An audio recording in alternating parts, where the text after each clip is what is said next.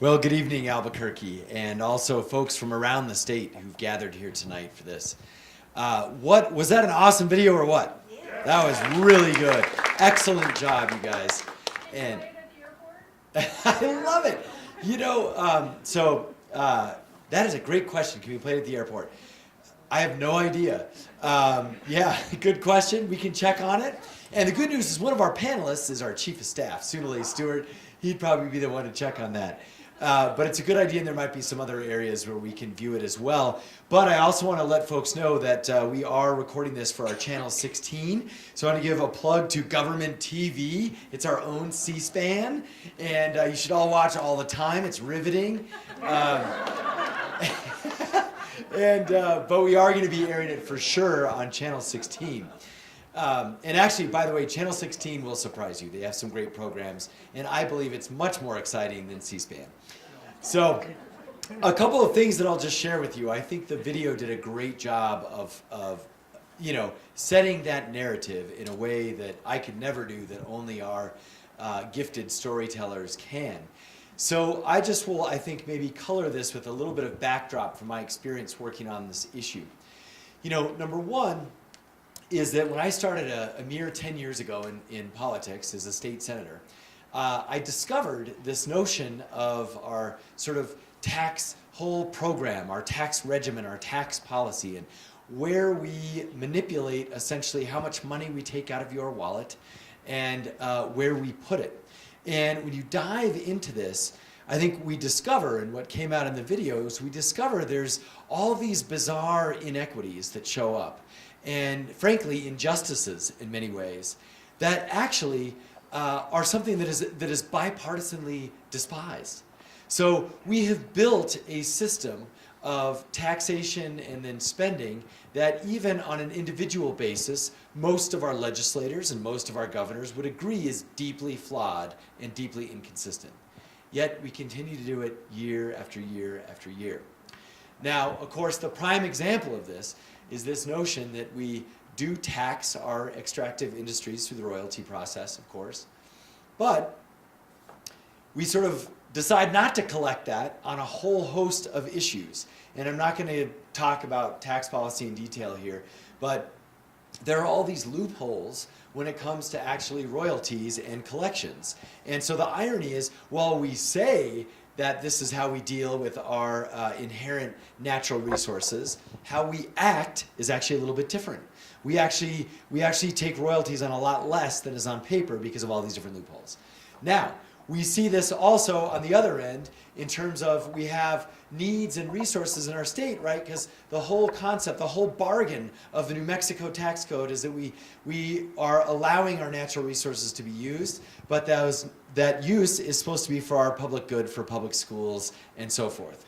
And so fundamentally, this is a challenge that many states have, and also New Mexico has, because we are violating that bargain. That contract does not hold true.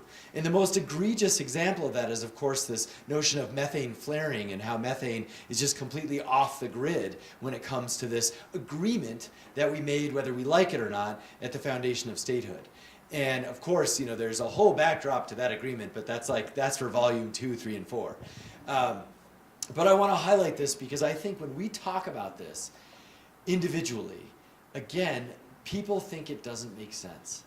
But we've got to get the collective will to actually change it. And that's why this project is so important. People have got to understand that we are doing things that are completely inconsistent with, I believe, our values, even if you're a fiscal conservative. And so, anyway, that to me is the fundamental thing. That is the fundamental challenge of governing New Mexico. And as state auditor, this is where I really saw this, and I think some of this comes out in the video, but the notion of when you actually get behind the dollars that are at stake, we're talking about like tens of millions to hundreds of millions to billions of dollars that we are actually at stake here, in sharp contrast to those numbers like 47th in education or 50th in education or last in poverty, and then, you know, top in resources. So these kinds of disconnects, I think, highlight, one, the fundamental challenge with New Mexico going forward, that structural imbalance of the agreement that makes us work as a state and funds everything that we need, but also the solution. the solution is actually not as hard as we think. If we actually can stand up for environmental justice and for fiscal responsibility, I mean, the amazing thing is that is the majority of the population and then some, we can solve both these problems at the same time. So it doesn't nearly scratch the surface when it comes to things like climate change and so forth, but I just want to leave with you, there is a grand bargain in New Mexico around natural resources, and it's this very notion, this very contradiction. So let me close with now my new role as mayor of City of Albuquerque.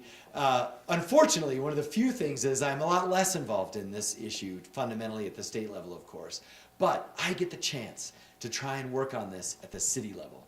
And so I'm thrilled to share that we have made, I think, a little bit of progress. One, we signed on the Paris Accords. Big step for our city. Thank you. Two, we announced yesterday that we are spending $25 million to get us, hopefully, to 25% renewables by the year 2025. That's awesome, and we're on our way. And it's in formation, we have the pieces of it, but we are going to be creating Albuquerque's first ever Office of Sustainability that is going to work on all of these projects and will be transparent and accountable to the public. So we are going to try and lead with action by doing the things that I just mentioned, but also having essentially a bureau that's going to work on this for however long I'm lucky enough to be our mayor. And that down the road, hopefully we'll see things like distributed generation. We'll also see policy coming out that protects us from the dangers with respect to fracking and other things.